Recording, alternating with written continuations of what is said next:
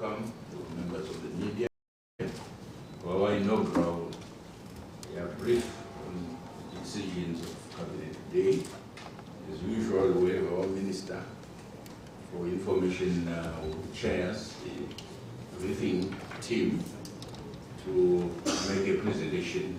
So without much ado, I invite you, Honorable Minister, to make your briefing. Thank you, Chief Secretary. I think it's in order. My sincere apologies, but we are here now. Inaugural e-Cabinet meeting today, and this is the first Cabinet in 2020. His Excellency, the President of the Republic of Zimbabwe, Comrade E.D. Mnangagwa, led Cabinet in launching the e-Cabinet solution. The new paperless platform on which Cabinet will henceforth conduct its weekly meetings comes as one of the flagship e-government projects to be completed by the government of the Second Republic. The occasion of the launch, which preceded the normal Cabinet meeting, marked a very significant step in the adoption of digital methods of running government operations. As a nation, we endeavor to enhance service delivery to citizens through electronic means. Furthermore, the e-Cabinet system symbolizes close collaboration between government and private sector partners in the adoption and implementation of electronic platforms for transforming interactions with citizens, investors, and other nations. With the year 2020 heralding an era of productivity, economic growth, and employment creation, information communication technologies and innovation will create an environment that is conducive for inclusive growth and productivity. Cabinet will therefore utilize the new paperless system to accelerate the implementation of policies and programs within the 100-day management cycle. Turning to the business before Cabinet, while noting the progress registered by the Second Republic, particularly the Transitional Stabilization Program, His Excellency the President acknowledged the challenges that the people had bravely endured. He then laid out the business for 2020 based on set principles. He stated that the era of productivity, economic growth, and employment creation would be the most important things. His Excellency the President reiterated that as Cabinet, our immediate priority must be to guarantee food security and directed that all efforts be focused on that front to make sure that everybody gets food. He further directed all ministers, accounting officers, and senior officers to spend more time with communities in the countryside, implementing and monitoring key government programs that yield a better quality of life for all our citizens. Greater impetus must be placed on the arresting inflation and consolidating the monocurrency regime. The growth of tourism sector should be stimulated through cross-cutting alliances, competitive products as well as pricing regimes. The security sector is bided to urgently bring to an end the current scourge of violence by the unruly machete-wielding gangs and malcontents. Then we went to receive a report from the Minister of Energy and Power Development, Honorable Chasi, on the principles for the proposed amendment to the Electricity Act, Chapter 13.19, which is to introduce stiffer penalties for crimes related to electricity theft, the destruction of or tampering with electricity infrastructure.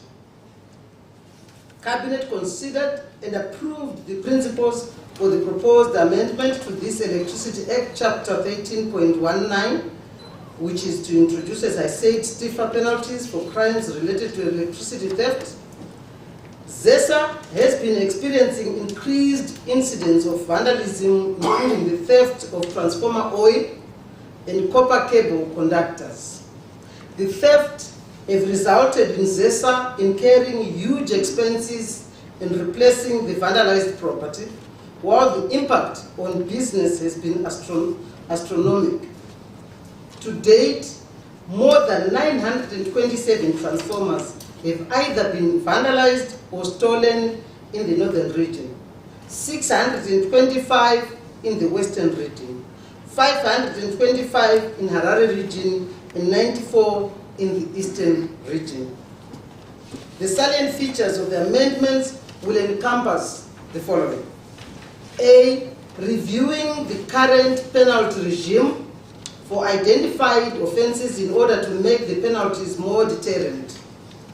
B, classifying such offences under the Criminal Law Codification and Reform Act, Chapter 9.23, which governs high crimes including rape and murder.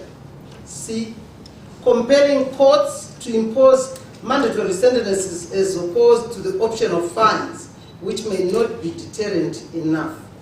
For instance, tampering without lawful excuse with any apparatus for generating, for transmitting, for distributing or supplying electricity, with the result that any supply of electricity is cut off or interrupted, which used to attract an imprisonment of not less than 10 years, will, under the amended law, attract not less than 30 years of imprisonment.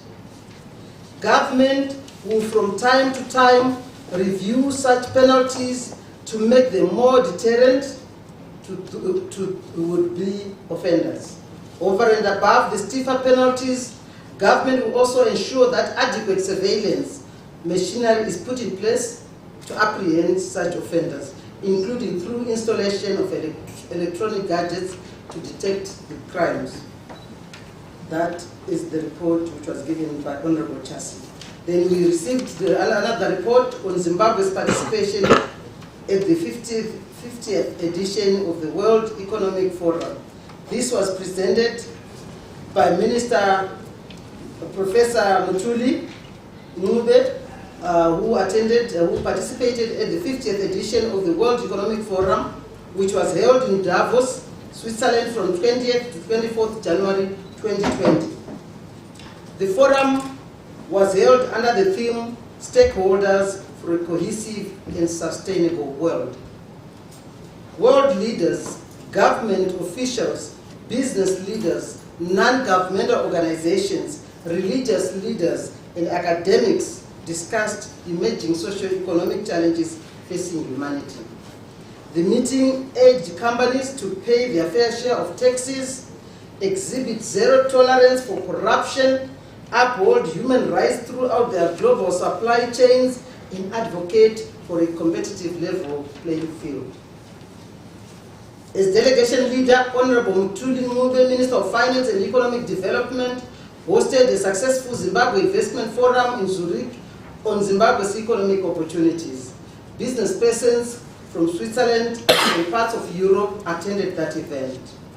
The Zimbabwe delegation assured its audience of the continual improvement in conditions of doing business. That's the report which was given by the Minister of Finance. Then there's a report on the update on the tripartite negotiating forum. Cabinet received a progress report on the implementation of the tripartite negotiating forum from the Minister of Public Service, Labour and Social Welfare. Following the promulgation of the TNF Act on 5 June 2019, the TNF held its inaugural meeting on the 26th of June 2019 and mandated its technical committee to deliberate on key socio-economic issues affecting the country and came up with recommendations for consideration by the main TNF. The technical committee also developed the terms of reference for the clusters, which in turn came up with the following recommendations. Under economic cluster, the cluster made recommendations on the following: the need to develop monetary and fiscal policies that target inflation reduction, the need to enhance foreign currency mobilization and management, the need to carry out institutional reforms that provide productivity. And under the labor market cluster, the cluster made recommendations on the following: full operationalization of the TNF and Zimbabwe National Productivity Institute. Also expedite labor law reform and harmonization. Formulating on new employment policy as well as on income policy. Developing initiatives for the mitigation of erosion of salaries and wages and labor broking. That is under the labor market cluster. Then under the social cluster, the cluster made recommendations on the following. Revamping the country's social services delivery system, also improving relations between government and trade unions representatives, expediting the implementation of Kakoma Declaration towards a shared national economic and social vision, and conclusion of a social contract. The main TNF meeting will be held on Wednesday, which is tomorrow, 5th of February 2020, at NASA House, and this will be there to consider the recommendations by the technical committee meeting, after which a report will be tabled to Cabinet for its consideration. In attendance at the meeting will be the following ministers. Minister of Finance and Economic Development, who is the government leader, and then Minister of Energy and Power Development, Minister of Health and Child Care, Minister of Industry and Commerce, Minister of Justice, Legal and Parliamentary Affairs, Minister of Lands, Agriculture, Water and Rural Resettlement, and Minister of Information, Publicity and Broadcasting Services. I now want to give you the update on the country's power supply. Cabinet received an update on the country's power supply situation from the Minister of Energy and Power Development, Honorable Chas. Cabinet noted that electricity generation at the country's major hydropower plant at Kariba remains depressed owing to low inflows into the lake in the wake of low rainfall in the catchment area. While every effort is being made to ensure that citizens and corporates continue to access electricity for sustaining operations, government wishes to inform the nation that greater emphasis will be placed on power augmentation projects, with commencement of works at the Batoka Gorge site being scheduled for this year. Focus is also being placed on the renewable energy, including the options of rooftop and solar farms set to gain momentum. An exercise to compute the space available for this option is being set in motion in order for the marketing to be undertaken with investors, many of whom have realized the immense potential that Zimbabwe possesses in relation to solar energy. Options for powering agriculture through smaller grids will be pursued as part of building resilience to climate change. I now take you to the last but not least, an update on the coronavirus outbreak. Cabinet received an update on the news coverage on the health front, namely the coronavirus, which was initially discovered in the 1960s and has now claimed hundreds of lives in China in the latest outbreak. And this report was given by the Minister of Health and Child Care, Honorable Obedaya. Among the symptoms of the viral infection are running nose, severe cough, fever, and difficulties in breathing. The Minister of Health and Child Care informed Cabinet that about 506 persons are currently under surveillance in Zimbabwe for possible infection with the virus. The Minister also indicated that there is currently no vaccine against the virus, and emphasized the need for personal, family, and community hygiene. The 506 persons have come from countries which are infected, and they are being followed and monitored. The minister also indicated that there are no confirmed cases of coronavirus infection so far in Zimbabwe. And I want to repeat that. The minister also indicated that there are no confirmed cases of coronavirus infection so far in Zimbabwe. The 506 persons which are currently under surveillance is because they've just come from areas where there are possible infections. he informed Cabinet that a public emergency operations unit is being set up as a national command center at Barrenetwa Group of Hospitals. Coordination will include airports and other ports of entry. Rapid response units will also be set up in all provinces and at all border posts. Further updates will be made available in order to safeguard the nation at all times. I want to thank you sincerely for listening to me. Thank you, and that's the first briefing the Cabinet today. Thank you, Honorable Minister, for such a comprehensive brief. Now we give members of the media time to ask questions to the ministers. Sorry, Chief Secretary, I know I didn't introduce my colleagues, but I'm sure by now everybody knows who is present. I was going to ask you to introduce before they pose questions. That's all right. I think that's important. In case somebody doesn't know, Honorable Professor Mutuli, our Minister of Finance and Economic Development, and that's Honorable Professor Mavima, our Minister of Public Service, Labour and Social Welfare, and on my left, far left there, that's Honorable Obadiah Moyo, Dr. Obadiah Moyo, the Minister of Health and Child Care. They are here to take all your questions and be able to give you more information if need be. Thank you. Okay, as usual, we'll give you an opportunity to ask 4 questions, starting from the left, right at the back. Your name, please, the organization you represent. My name is Yes, speak up. Okay.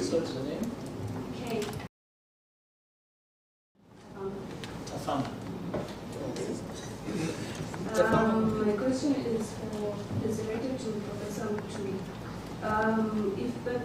If the meeting was successful, how many business persons have given a positive response, and how many more are you expecting, if there's any? Okay, you are saying how many business persons we have given a positive response. Eh? Okay. And you said how many again? We get two part question. Yes. And Part one, how many? Are they looking for? Is he looking forward to Sorry? Say that.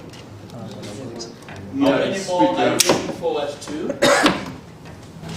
I think if it was successful, how many business persons have given a positive response already? And then how many more are you looking forward to? So how many have given a positive response? How many more are you looking forward to? How many more are you looking forward to?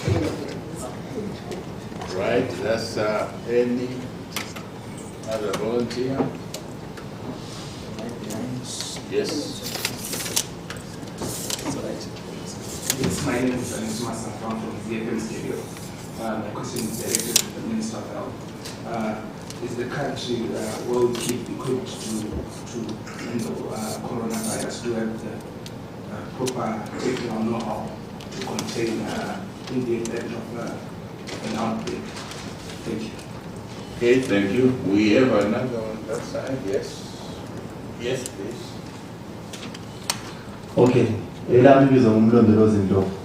Ngizabuza lesindebeni. Umbuzo wami ngiqondise kuMinister wezemali uMnumzana Mthuli. Wabancube size lapha kukhuluma ngendaba yokudla. Ingakanani imali esilayo njengelizwe. Ikakhulu ngasikhangela udaba lwe-food security.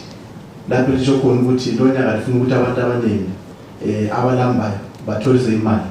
Ingakanani imali esilayo nxa sikhangela indaba zokudla from VOA Studio 7. Okay, that was not discussed in the question, but I'm sure he will respond. Yeah, he is going to respond to your question. Right? Chief. Yes. Right there, between those two. Can you move to the left? Yeah, because I can't see you. Oh, yes, yes, please. My name is Sharon Tawaya from Louisiana. Just a example to the Minister of Health. Last week when he inspected coronavirus testing equipment at the airport, he said there was need to procure more equipment so that the health officials are well equipped with maybe preventive clothing and the like. How far is that issue been attended to? Okay. All right. Now we have 4, so we give the chance to ministers through the chair Thank you to very make much. a response. Thank you very much for the questions. The first one is Professor Mutuli. The second one is Minister of Health. And the third one is Minister Mutuli. And the fourth one, oh, you are going like this. Okay, Minister Professor Mutuli. Kate Afamba, he wants to know the report from Switzerland. And he said how many business people gave positive response as yet, and how many more are you looking at receiving in Zimbabwe? Thank you, Chair. Thank you, Tafama, for your question. Yes, indeed, our participation at the WEF again was quite successful. As you know, the reason why we attend is not just to pursue business, but it's re-engagement more broadly. And business, opportunities are a part of that. So let me start with the more public institutions. So I made an engagement with the IMF. As you know, that we have a staff monitoring program, and we continue to engage with them so that we can make progress on the economic reform agenda and also garner the international support that is so required for us to be successful. And then we're also able to meet with the institutions that support Zimbabwe in the provision of food. I know that there's a subsequent question on food security. We're able to engage with them to let them know that Zimbabwe, first of all, appreciate their support and will continue to request additional support. Then, and I'm just randomly choosing those as well on the way. And number 3, we also had engagements around climate change. We spent a lot of time on climate change. Zimbabwe was impacted by drought, severely impacted by drought, as you know, cyclone Idai as well, which is quite unfortunate. So it's quite clear that Zimbabwe has to focus on climate proofing its agriculture and making sure going forward we can be food secure whether there's a drought or not. So we spend a lot of time on that, sharing ideas on how best to do it with others, but also how best for that to be financed. Then comes the business issues that you're focusing on. Again, I met with so many business people. One, there was a company we met that's one who wants to improve cargo handling at our international airport. I met another company that wants to improve revenue collection. As a revenue collector, I welcome that discussion, you can imagine. I also met other companies that want to invest in the mining sector in Zimbabwe. Want to create a $12 billion industry going forward. They showed interest in this.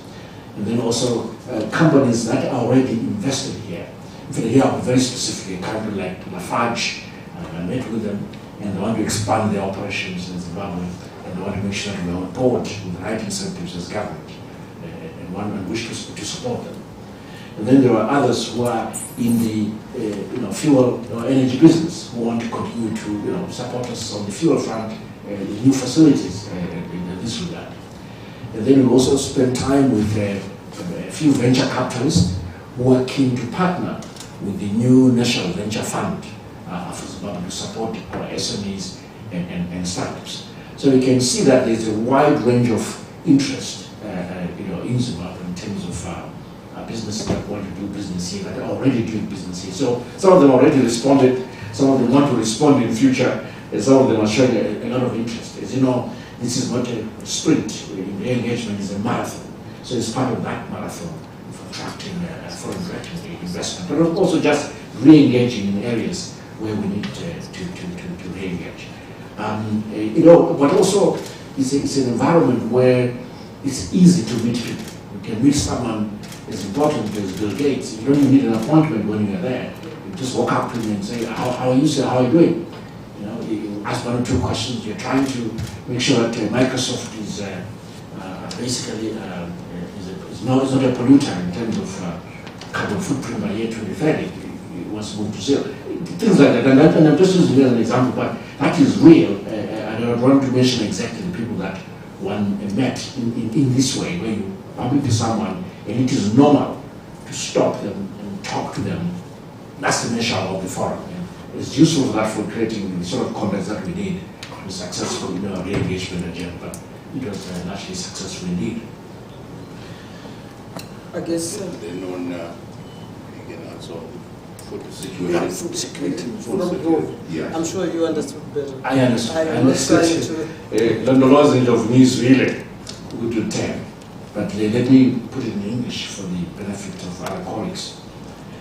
You were really asking about food security, which the President has pronounced as a key issue to deal with this food security, energy security, and other macro stability issues, job creation, including improving environment for doing business, right? Food security for now.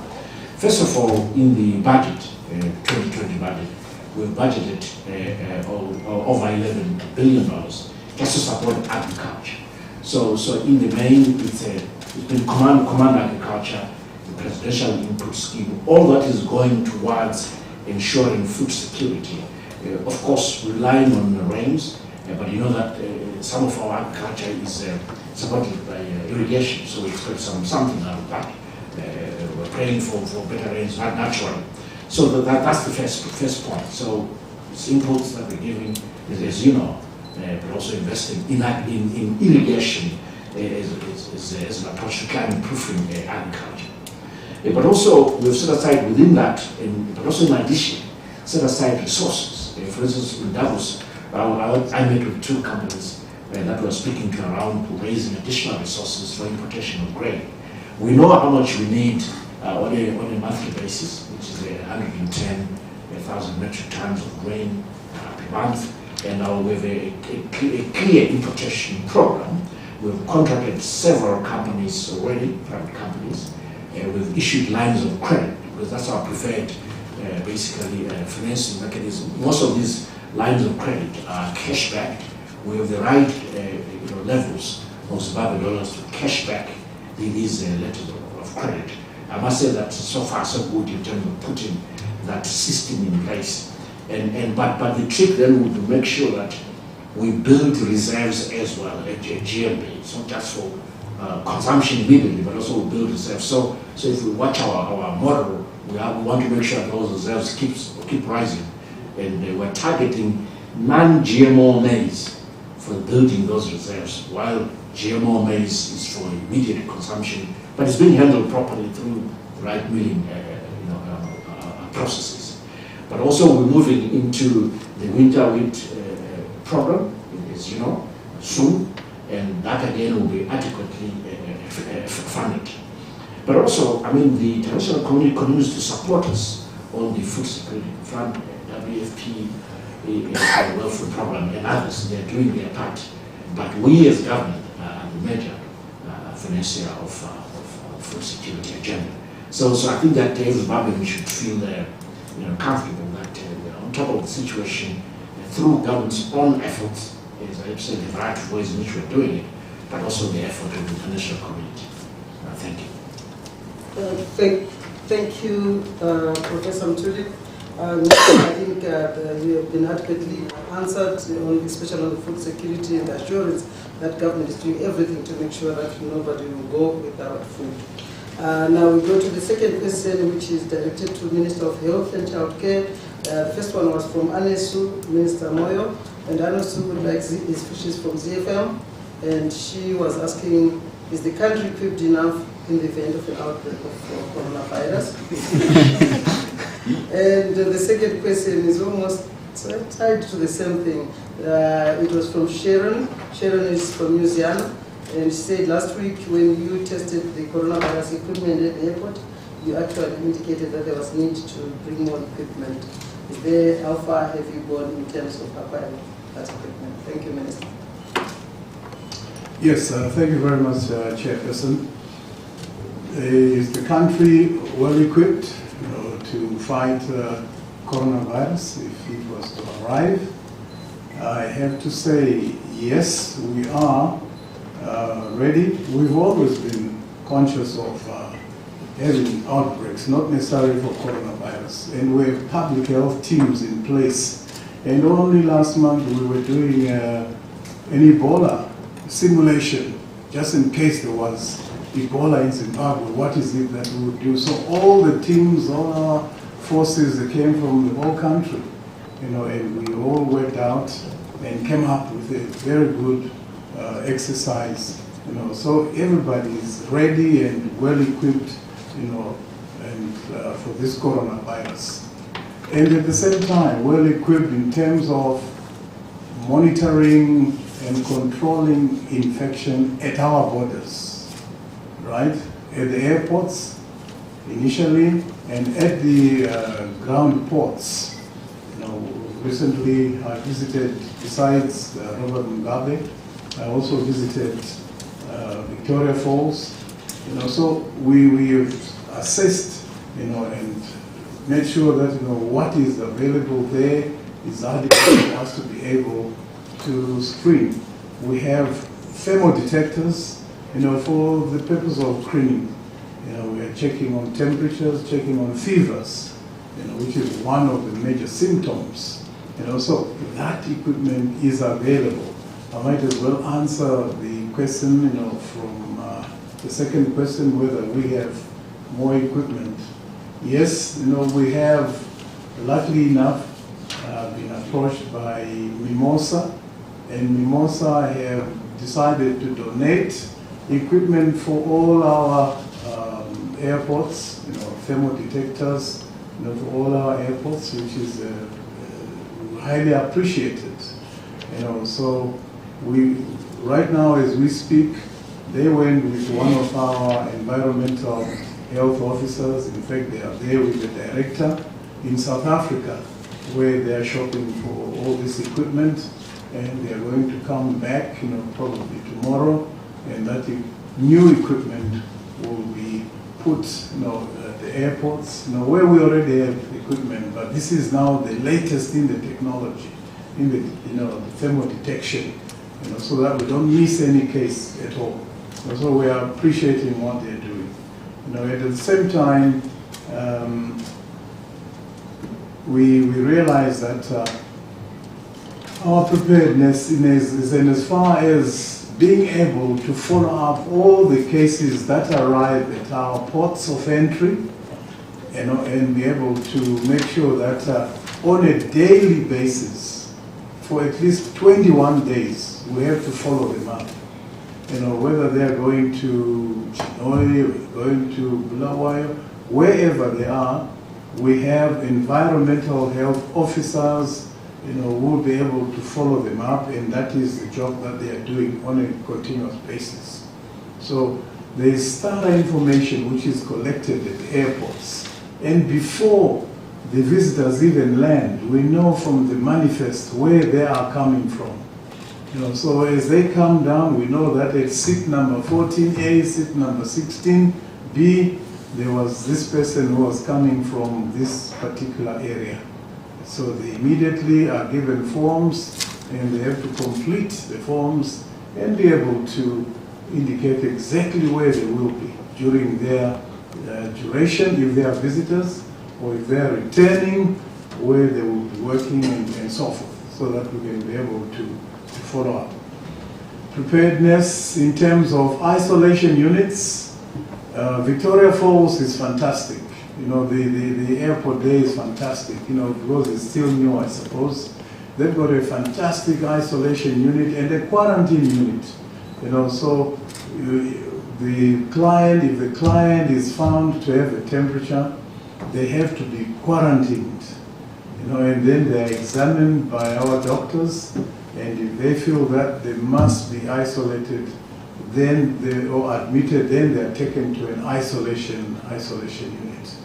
I'm highly complimenting Victoria Falls, because that is where we get most of our visitors coming through as tourists. Quite a lot would have been coming from China as well. So we are very happy that that area where we are getting more of the foreign visitors coming through is well supported. So we are happy with that. We have trained our public health staff, as I indicated, and we continue doing so. And this is now cascading to all our institutions. We are in touch, with the associations, medical associations, and encouraging them to conduct, training, for for the workers, for the health workers. We are calling for workshops and just making everybody fully aware of this coronavirus, where it is coming from, how long it has been in existence, and the symptoms and all that. So the cure, so all that, we are looking at that. There is no vaccine at the moment, for coronavirus, but there are some treatments like antiretrovirals, which have been used with some success, level of success. That is what the information which is coming out of the World Health Organization so indicates, and also coming out of China. The antiretrovirals are being used. The issue regarding testing is one of the issues of concern, whether we'll be able, if we had a case, whether we'll be able to test immediately. We are finalizing that arrangement. We have the equipment in our laboratories, but they did not have the relevant test kits specifically for this 2019 novel coronavirus. There are other coronaviruses, but this one is specifically the novel, the 2019 novel coronavirus. So there are kits which have been developed in China, and we are in the process of acquiring those. They should be here any time now. We're working together with the Chinese embassy in the sourcing of those kits. We also want our population to play a major role. So we are starting with awareness programs. We've been working on our advertising material. We want to be able to sell the information with regards to coronavirus to the whole population. We're working with ZTV so that they can flight, information, awareness information. We realize this has just happened, so everybody's now geared towards working towards those awareness materials. So those are being finalized. I'm sure we'll be seeing some starting maybe tonight or tomorrow. We have messages, working together with the platforms like internet, like Econet, Net1, Telecell, and sending messages through. It's a repeat of the HIV/AIDS scenario, really. So that knowledge is there, and we're just synchronizing it so that it becomes specifically for coronavirus. Madam Chair, I would like also to request the public to desist from giving false information, on the social media. We've seen a lot of false information, coming through the social media. Some people saying that things are not well at the airports and things like that. That is totally false information. We have very good systems for screening and for follow-up. So please don't listen to those who want to cause panic, and to the nation. Let's not panic because of such messages. We've got the opportunity to confirm, with the various institutions, health institutions, they will be able to give you the correct information, not what is now coming through the media, which is false. We've also taken advantages of requesting, or rather, we've requested that people who are who want to travel to the affected areas, they should defer their visits. It's really very necessary that people don't go and get the virus and then come back here with the virus.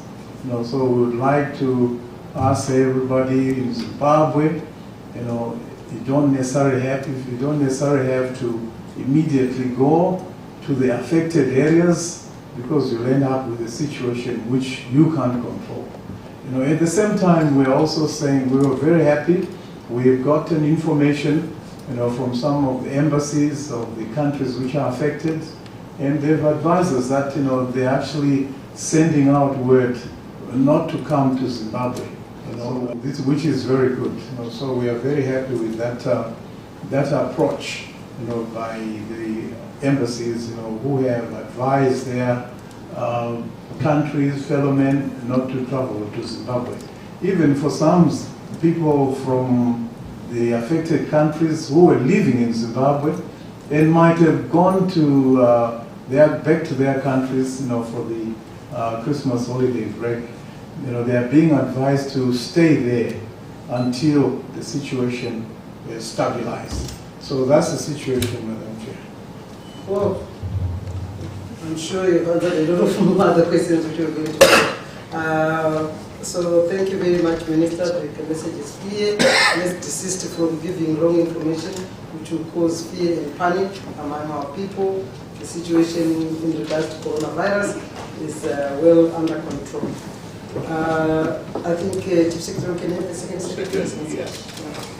Right now we have the last session. 4 questions as usual, or less. Many. Any volunteers? Yes, please. It's Gibson Yukatino from Zimbabwe Voice. My question is directed to the Minister of Labour regarding the tripartite negotiating forum. So I wanted to find out how are economic challenges the country is facing impacting the negotiations amongst the tripartite partners, and what could be the possible impact of such challenges to the decent work country program or the labor market system. Thank you. Okay. Any other volunteer?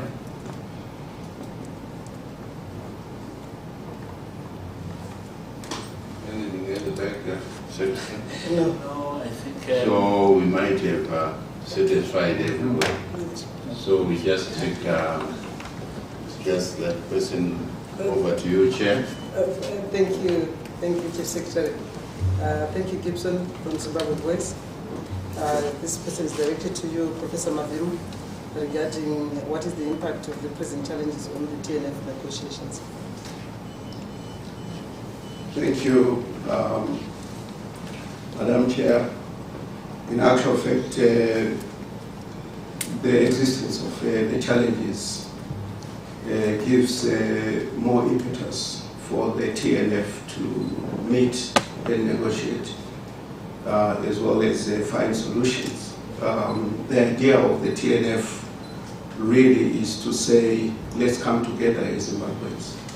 Look at the problems that we have, be it economic problems, that also impact on labor and impact on society in general.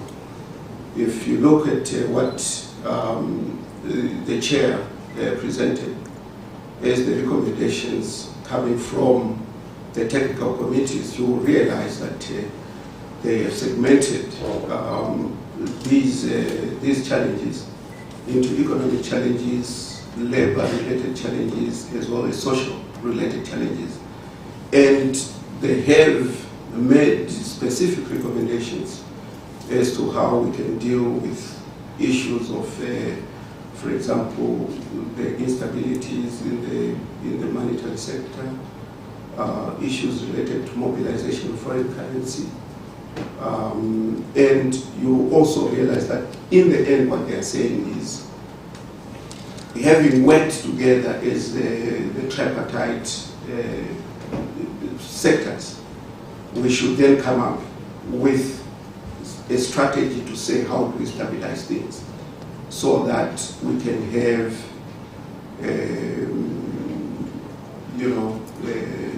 better standard of living for our workers, a more responsive economy in terms of the things, the aspirations that we have as a nation. So the forum itself is meant to address these challenges.